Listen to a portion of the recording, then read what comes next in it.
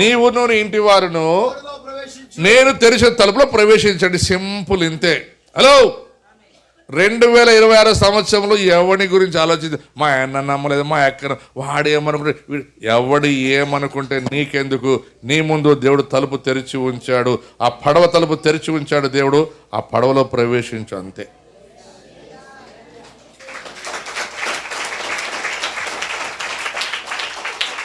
కొంతమంది ఇట్లా వాళ్ళు రాలేదే, వీళ్ళు రాలేదు, తిరిగి చూస్తే ఉప్పు స్తంభాలే. లోతు పరిపించిందంట, తిరిగి చూసిందంట, ఉప్పు స్తంభం అయింది. ఈయన కూడా అట్లే కొన్నిసార్లు తలుపు తెరిచినప్పుడు లోపలికి ప్రవేశించలేదనుకో, నీ పక్కన ఎవరో పోయిస్తారు, దెబ్బ దెబ్బ దెబ్బ పోయిస్తారు, సీట్లు పట్టుకుంటారు. నువ్వెంతసేపు నిలబడి కాలు నొప్పి వచ్చి ఇంటికి పోయిస్తావు. వదిలేపా, ఎవడు నిలబడతాడని. హలో, కింద భూమి, పక్కన సముద్రం, ఆ పైన ఆకాశం. జడిపినంట మా శెట్టిగాడు బీగ మల్లాడిస్తే మేము ఎట్టు జరిగినామో అట్లా జరిగితే జాగా ఉన్నాడా? ఇటు జరిగితే జాగా లేదుడా. ఎందుకు తెలుసా? జరిగినంత భూమే. నువ్వు ఆడికి పోయినా ఉంటుంది భూమే. ఆడికి పోతావు, నీళ్ళు వస్తూనే ఉంటాయి. నీ ఏంట, నీ కింద నీ పైన నీళ్ళే, కింద నీళ్ళే, పక్కలో నీళ్ళే. ఆడికి పోతావు. ఇప్పుడు పడవ ఎక్కంటే ఎక్కలేదంట. తలుపు తెరిచింటే లోపలికి రండ్రంటే రాకుండా, ముసలోడా, పిచ్చోడా, బుద్ధి లేనోడు, వానొస్తుందంట. ఇప్పుడు అదే చెప్పేశాను, యేసుప్రభు వస్తాడంట, రెండో రాకడంట. ఈ నాయన క్రైస్తువులే క్రైస్తువులేరా ఎత్తపడేది? క్రైస్తవులకే మార్గం, క్రైస్తవులకే ద్వారం యేసు ప్రభు. ఆ ద్వారములో క్రైస్తవుడే ప్రవేశిస్తాడు, కానీ ఎవడంటాడు ప్రవేశించాడు. ఇప్పుడు నోవాహు నీతిమంతుడు ప్రవేశించాడు. ఆయనతో పాటు కొన్ని ప్రాణులు, పక్షులు ప్రవేశించాయి. అదైన తర్వాత ముందుకెళ్తాం. తొందర లాస్ట్కి వెళ్ళిపో. లాస్ట్ వచ్చినాం.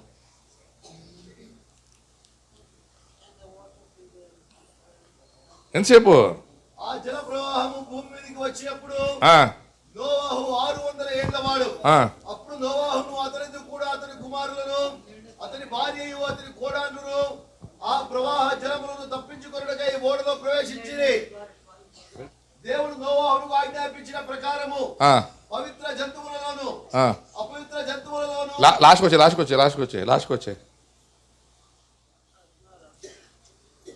ప్రవేశించిన వన్యు దేవుడు అతనికి ఆజ్ఞాపించిన ప్రకారము. చూడండి అన్ని 15 నుండి జీవాత్మ గల సమస్త శరీరలలో రెండేసి ఓడలనున్న నోవాహు వద్ద ప్రవేశించినవన్నీ దేవుడు అతనికి ఆజ్ఞాపించిన ప్రకారము సమస్త శరీరలతో మగదియు ఆడదియు ప్రవేశించను. అప్పుడు అదే 16వ వచనం, అప్పుడు యెహోవా ఓడలో అతన్ని, చూడండి, హలో, దేవుడే ఏంటంట, మన పిల్లలు డాన్స్ చేస్తారు కదా, నోవా నోవా తలుపు తీ, దేవుడే అయిపోయా, సినిమా క్లోజ్. ఈడు తీయచ్చు Baahubali second part, Baahubali third part, ఇంకొక పార్ట్ ఈడుంటాయి. కర్ణామడి ఫస్ట్ పార్ట్, కర్ణామడి సెకండ్ పార్ట్, మోసే ఫస్ట్ పార్ట్ సెకండ్ పార్ట్, ఏలియా ఫస్ట్ పార్ట్ సెకండ్ పార్ట్ ఈడుంటుంది. ఒక్కసారి సినిమా మూసినాడు అనుకోండి, అది ఇక్కడేమో చెప్పండి, ఆ తలుపు దేవుడే. ఇదిగో నేను నీ ముందు తలుపు తీసి ఉంచి ఉన్నాను, దానిని ఎవడు వెయ్యనేరడు. తర్వాత ఇప్పుడు ఏమంటాడు, నేను మూసివేసిన తలుపును ఎవడు తెరవలేడు. న్యాయ తీర్పిది 11వ ద్వారం చాలా కఠినంగా ఉంటుంది. అయితే దేవుడు కృపామయుడు, కరుణామయుడు. ఆయన తన యొక్క కుమారుడైనటువంటి ఎఫ్రాయిమును లోపలికి తీసుకొని వెళ్ళి అతని ద్వారా మనల్ని ప్రేమించి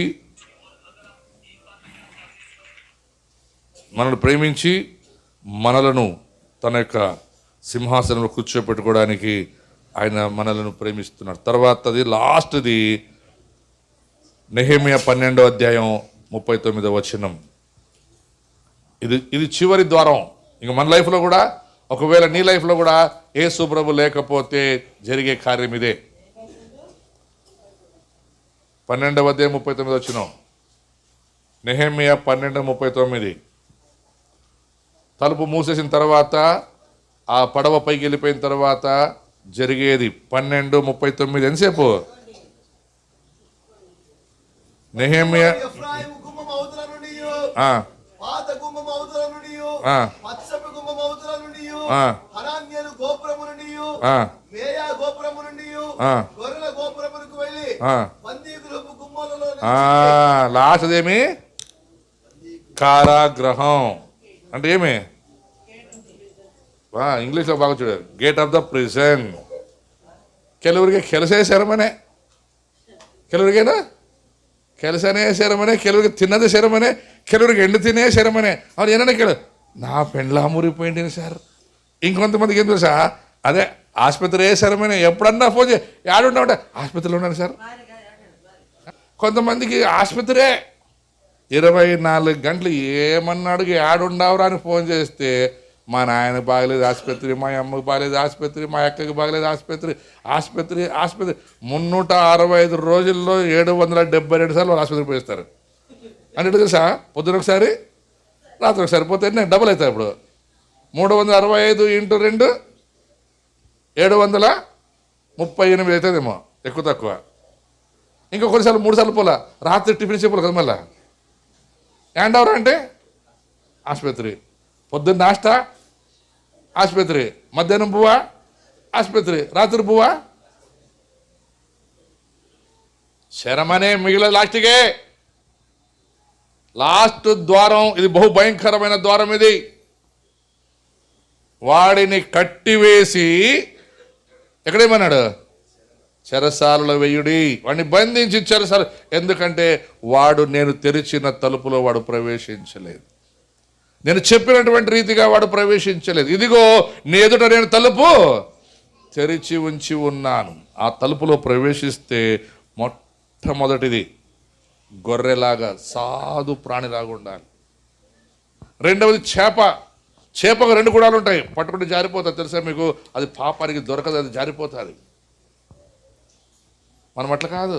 అవునా, నానే అన్నీ ఇడిచిపెట్టుకుంటాను, దైమా నువ్వే ఆనందంలో పూసుకో, నన్ను పట్టుకోను, నువ్వే నన్ను పట్టుకో గట్టిగా. నిన్ను పట్టుకోను, నువ్వు నన్ను పట్టుకో. ఐగుప్తు అంతే కదా వాళ్ళంది. మాకు ఐగుప్తు బాగుంది, ఐగుప్తులోనే బాగుంటుంది. ఆడ కాకరకాయలు, బీరకాయలు, మాంసం అన్నీ ఉన్నాయి. ఇడేముండదు. యేసుప్రభు కాడికి వస్తే బీడి తాగేటట్లేదు, యేసుప్రభు దగ్గరికి వస్తే ఆపద చెప్పేటట్లేదు, యేసుప్రభు దగ్గరికి వస్తే సిగరెట్ లేదు, యేసుప్రభు దగ్గరికి వస్తే కొట్టేది లేదు, ఏం లేదు. అందుకే ఒక పని చెయ్యి, నువ్వు ఆనందం అంటించుకో, నన్ను గట్టిగా ఏముండదు, నన్ను పట్టుకోండి అంతే.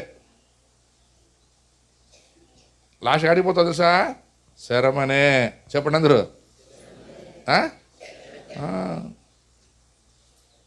ద గేట్ ఆఫ్ ప్రిజన్, జైలుకు వెళ్ళే మార్గం, లేక జైలుకు వెళ్ళే ద్వారం చివరిది అదే. ఇంకా లాస్ట్.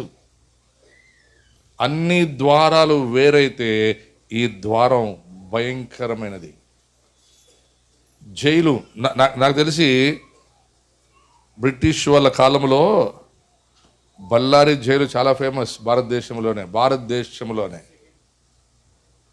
ఇప్పుడు సెకండ్ అండమాన్ తర్వాత వచ్చింది.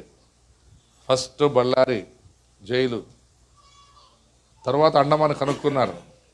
ఈడ మాట వినకపోతే మనం తీసిపోయి అండమాన్లో వేస్తుండ్రి. మీరు చూసినా లేదు, చాలా తెలుగు సినిమాలు, కన్నడ సినిమాలు చెప్తా, సినిమాలు కూడా చెప్తారు, జాస్తి మాడబెడతామా బళ్ళారి జైలుకి ఎత్తి తీరుడు అంటారు వాళ్ళు సినిమాల్లో. అంటే అర్థమేమి, బళ్ళారి అంత డేంజర్. ఈ బళ్ళారి జైలు ఎంత కఠినంగా ఉందంటే, మరి ఇక దేవుడు వేసే నరకపు జైలు ఇంకెంత కఠినంగా ఉంటుందో ఆలోచించండి. ఆ ద్వారంలో ప్రవేశించొద్దండి. ఇదిగో నేను మీ ఎదుట పరిశుద్ధమైన, యథార్థమైన, నీతివంతమైన, ఎవ్వడూ తెరవలేని తలుపు నీ కొరకు దేవుడు తెరిచాడు. నువ్వు ప్రవేశించు. చెప్పట్లు కొట్టద్దండి, వినండి. చెప్పట్లు కొట్టద్దండి, వినండి. ప్రవేశించండి. ఆ ద్వారంలో ప్రవేశిస్తే రాయబడిన మాట ఏం తెలుసా?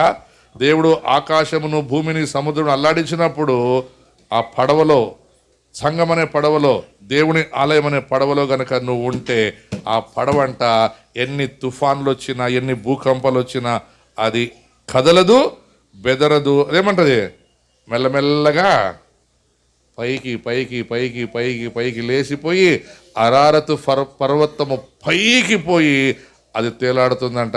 కింద ఉన్న వాళ్ళందరూ ఏమనేసినా ಎಲ್ಲರು ಶರಮನೆ ಸತ್ತೋಗ್ಬಿಟ್ಟಾರಂತೆ. ಕೊಳತು ಬಿಟ್ಟವು ಶವಗಳು, వాసనే, కంపు. మరలా కొద్ది రోజులు అయిన తర్వాత, 40 పగళ్ళు 40 రాత్రులు అయిన తర్వాత, కొన్ని నెలలు అయిన తర్వాత మరలా పడవేమైందంట, దిగి భూమి మీదకి వచ్చే తీరాలి. మనము రేపు 7 ఏండ్లు గొర్రెపిల్ల వివాహానికి పైకి ఎత్తబడినప్పుడు, ఆ ద్వారంలో మనం ప్రవేశించినప్పుడు అక్కడే ఉన్నాం. మనము మరలా దిగి భూలోకానికి వస్తాం, 1000 ఏండ్ల పరిపాలన చేస్తాం. అందుకే అన్నాడు, నేను ద్వారము తెరిచి ఉన్నాను, నువ్వు ప్రవేశించి. ఇప్పుడు కొట్టుకొని చెప్పట్లు గట్టిగా.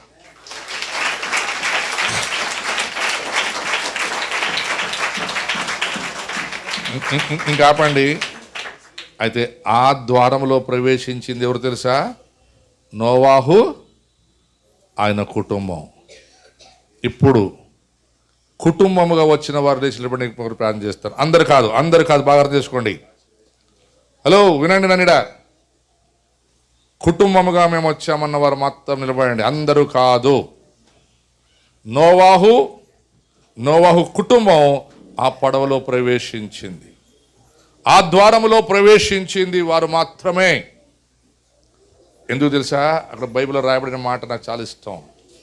ఈ తరము వారిలో, ఈ గుంపులో, ఈ జనములో నీ ఒక్కడివే నాకు నీతిమంతుడుగా కనబడితేవన్నాడు.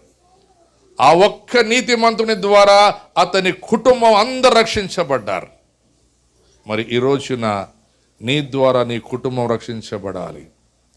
నీ ద్వారా నీ కుటుంబం దేవుడు తెరిచిన తలుపులో ప్రవేశించాలి. ఆ ద్వారములో ప్రవేశించి 11 ద్వారాలు అన్నిటినీ దేవుడు దాటించి తీసుకొని వెళ్తాడు. అది 12వ ద్వారంలో నువ్వే పడిపోతావు. అది చాలా భయంకరం, అది నరకం. ప్రిజన్ గేట్ అంటే జైలు ద్వారాలు. జైలు నరకానికి సూచన, జైలు పాతాళానికి సూచన. ఆ ద్వారం తప్పించుకోవాలంటే యేసు అన్నాడు, నేనే ద్వారము, పరలోకానికి నేనే ద్వారము, నా ద్వారా తప్ప ఎవడునూ తండ్రి యొద్దకు రాలేడన్నాడు. నా ద్వారా తప్ప ఎవడునూ తండ్రి యొద్దకు రాలేడు అన్నాడు. మరి నీ కుటుంబం, నీవు ఆ పడవలో ప్రవేశించాలని దేవుడు కోరుచున్నాడు. నీవు నీ కుటుంబం ఆ పడవలో ప్రవేశించాలని దేవుడు కోరుచున్నాడు. ప్రతి ఒక్కరూ ఆలోచించండి. ఆ రోజున 600 సంవత్సరాలు కలిగినటువంటి వృద్ధుడు, 600 సంవత్సరాల వృద్ధుడు తన కుటుంబాన్ని కాపాడుకున్నాడు. ఆ కుటుంబం అందరూ దేవుడు తెరిచినటువంటి ఆ యొక్క ద్వారము గుండా ప్రవేశించారు. తర్వాత దేవుడే ఆ ద్వారాన్ని మూసివేశాడు. అప్పుడు భూమి కంపించింది, సముద్రం కంపించింది, ఆకాశం దేవుడు అల్లాడించేశాడు. వర్షం వచ్చింది. అందరూ ఎగతాళి చేసిన వారు, హేళన చేసిన వారు అందరూ విడవబడ్డారు, చివరికి చనిపోయారు. అయితే ఒక్క కుటుంబం ఎత్తబడింది. అలాంటి కుటుంబంగా నీ కుటుంబం ఉండాలని ప్రార్థన చేద్దాం. అమ్మ ప్రార్థన చేస్తారు. యెహోవా దీవించి నిన్ను కాపాడునుగాక, తన సన్నిధి కాంతితో నిన్ను కరుణించునుగాక, నీ వైపు తన ముఖమును చూపి శాంతినిచ్చునుగాక. అందరూ కలిసి ఆమేన్ ఆమేన్ ఆమేన్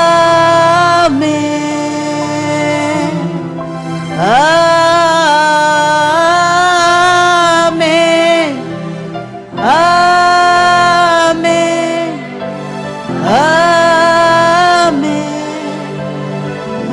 ఆమేన్. మహాపరిశుద్ధుడా, జీవం గల దేవుడా, 1వ తారీఖులో ప్రభువును బోధించిన అంశము 12 ద్వారములు. తండ్రి, ఈ ద్వారములు తండ్రి స్వార్థం ప్రకటించి గుర్రము వలె పరిగెత్తి మరి సింహాసనం ఎదుట న్యాయము తీర్చడానికి మేము ఉంటున్నాం. అందులో ప్రభు యేసయ్య, నీవు మాత్రమే మనకు ఏలే కుటుంబంగా ఉన్నావా యేసయ్య, స్తోత్రం. వినిన ప్రతివారు తండ్రి, నా గొర్రెలు నా స్వరం వినను.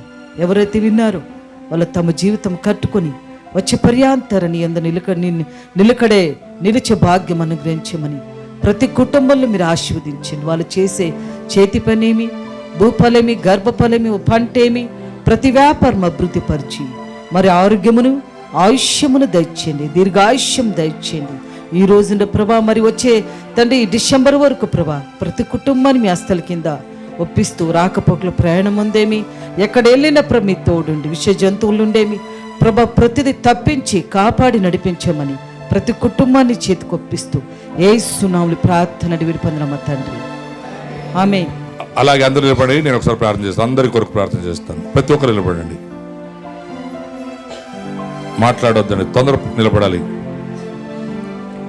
మీ 2 చేతులు ఆకాశం వైపుకి ఎత్తి ఒక మాట చెప్పండి. యేసయ్యా, నీవు తెరిచిన ద్వారములో నేను ప్రవేశిస్తాను.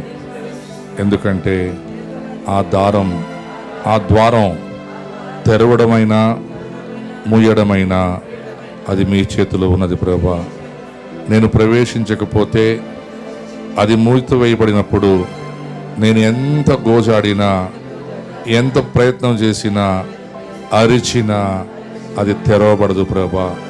గనుక నువ్వు తెరిచినప్పుడే నేను అందులో ప్రవేశించి నేను చేయవలసిన ప్రతి పనిని నాకు శక్తికి లోపము లేకుండా చెయ్యుదునని మీతో ప్రమాణము చేయుచున్నాను తండ్రి, ఆమేన్. పరిశుద్ధుడా, ప్రేమేడ, మహోన్నతుడా, సర్వశక్తిమంతుడా యేసయ్య, మీకు వందనాలు. అవును తండ్రి, ఈ యొక్క మధ్యాహ్న కాల సమయంలో మీరు తెరిచిన తలుపును బట్టి మీకు స్తోత్రాలు. ప్రతి ఒక్కరు ప్రభా ఆ ప్రవేశము గుండా నాయన ప్రవేశించి ఆ గుమ్మము ద్వారా తండ్రి ప్రభా వారు పొందబోతున్నటువంటి మేలును బట్టి మీకు స్తోత్రాలు.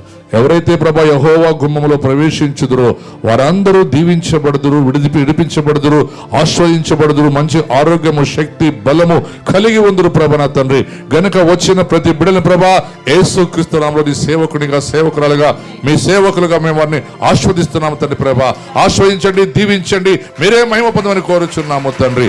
అయా, రాకుండా వెనకబడిన వారిని కూడా ప్రభా దర్శించండి. రానున్న రోజుల్లో తండ్రి వారు కూడా ప్రభా వచ్చి మీ ద్వారములో ప్రవేశించి ప్రభా ఆ ద్వారము గుండా ప్రభా నైనా ఈ లోక సంబంధమైన అన్నిటిని ప్రభా వారు తప్పించుకొని ఆ నరకాన్ని ప్రభా, ఆ జైలు గేటుని ప్రభా దాటి ప్రభా పరలోకంలో ప్రవేశించే భాగ్యాన్ని నీ పిల్లలందరూ కలుగు చేయమని యేసుక్రీస్తు నామములో అడిగి పొందినాము తండ్రి, ఆమేన్. హల్లెలూయా.